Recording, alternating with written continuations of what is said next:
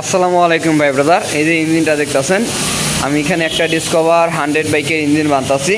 তো ভিডিও করার উদ্দেশ্য হলো এই যে ইঞ্জিনগুলির অয়েলের লাইনের যে সাপ্লাইগুলি আছে, যেখান দিয়ে আপনার অয়েল চলাফেরা করে, এই সমস্ত জায়গায় আপনারা কি করবেন, লাইনগুলো চেক দেওয়ার জন্য হাওয়া দিয়ে নেবেন। এইভাবে হাওয়ার লাইনটা ছেড়ে এই যে পাম্পের এখানেও চেক করতে পারেন।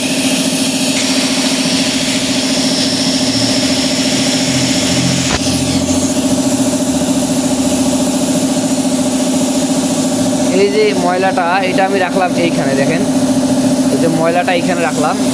এখন যদি আমি হাওয়া দিই, দেখেন ময়লাটা বাইর হয়ে উড়ে যাবে।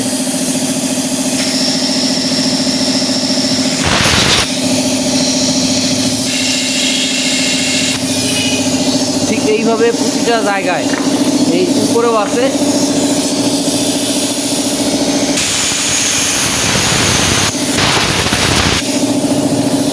সব জায়গায় হাওয়া দিয়ে নেবেন, তাহলে আপনার অয়েলের লাইনটা পরিষ্কার থাকবে, কোনো সমস্যা হবে না। প্রতিটা বাইকের সিলিন্ডারে আপনারা দেখতে পাবেন ঠিক এরকম একটা কাটা সাইড থাকে। যে সাইডটা আসলে কেন কাটা থাকে এটা আমি আপনাদেরকে বলে দিব। আর একটা বিষয়, যারা লেদ ওয়ার্কশপের মিস্ত্রিরা আছেন, অবশ্যই আপনাদের যদি এরকম কাটা সাইড থেকে থাকে সিলিন্ডারে, থাকবে 100%। সেটা আপনারা স্লিপ মারার সময় অনেকে আছেন যে এটা বন্ধ করে দেন, একদম রান করে দেন, আবার অনেকে দিয়ে দেন। তো অবশ্যই এই কাটা সাইডটা কোন জায়গায় থাকে এটা আপনারা দেখে নেবেন, এবং অবশ্যই স্লিপ মারার পর এইখানে অবশ্যই একটা কাটা, যেভাবে ঘাট আসছিল সেভাবে একটা ঘাট করে দিবেন। কেন করে দিবেন আপনাদেরকে আমি বলে দিই। এটা কিন্তু মোবিল পিস্টনের রিংয়ে মোবিল যাওয়ার রাস্তা কিন্তু এটা যদি আপনারা করে না দেন, তাহলে আপনাদের পিস্টনটা দ্রুত নষ্ট হয়ে যাওয়ার সম্ভাবনা আছে।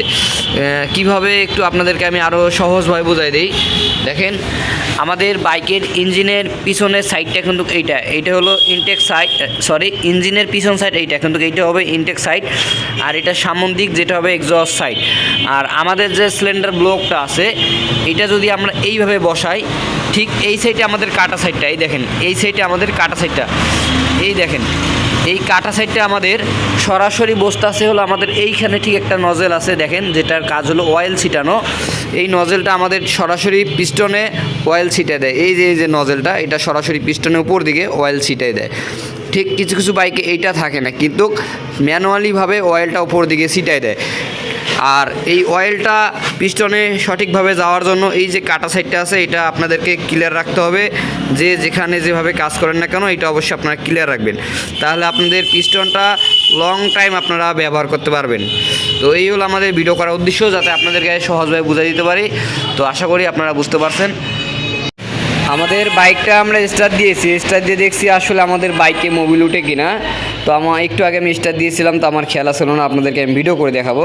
তো আবার আমি টেস্টার দিতে চাইতেছি না, কেননা অনেক মোবিল আমাদের বাইর হয়ে মাটিতে পড়ে গিয়েছে। তো বেশি মোবিল এখানে ব্যয় করতে চাইতেছে না। এই দেখেন এখানে জমা হইতেছে, এই সাইড দিয়ে চোয়ায় দেখেন, এই যে সাইড দিয়ে চোয়ায়। তো এক কথায় মোবিল অসাধারণ সুন্দরভাবে মোবিল উঠতেছে। দেখেন ভালভের গোড়ায় কত মোবিল, মোবিল না, মোবিল হলো একটা কোম্পানির নাম, এটা হলো ইঞ্জিন অয়েল। হ্যাঁ, তো ইঞ্জিন অয়েলটা সুন্দর আছে, এই যে মাঠঘাটে পর্যন্ত সিটে আসছে, হ্যাঁ, এই হ্যান্ডেলে পর্যন্ত। তো ভিডিও করার উদ্দেশ্য হলো কিন্তু মোবিলটা আমাদের উঠতে আছে। তো আমি যে লাইনগুলি আপনাদেরকে দেখাই দিয়েছিলাম, ওইভাবে লাইনগুলি পরিষ্কার পরিচ্ছন্নতা করবেন, তাহলে ইঞ্জিনের লাইফ অটোমেটিক্যালি বেড়ে যাবে। আর ইঞ্জিন খুললে অবশ্যই খুবই গুরুত্বপূর্ণ, ইঞ্জিনটা যেভাবেই কাজ করেন আগে পরিষ্কার রাখবেন। পরিষ্কার না করে ফিটিং করলে ইঞ্জিনের গ্যারান্টি যে এই ইঞ্জিনটা তৈরি করেছে সেও দিতে পারবে না, ঠিক আছে? তো অবশ্যই যে কোনো কাজ পরিষ্কার পরিচ্ছন্নতাভাবে করবেন, তাহলে টিকসই দিবে। তো ভিউয়ার্স, ভালো থাকবেন, সুস্থ থাকবেন, আল্লাহ হাফেজ।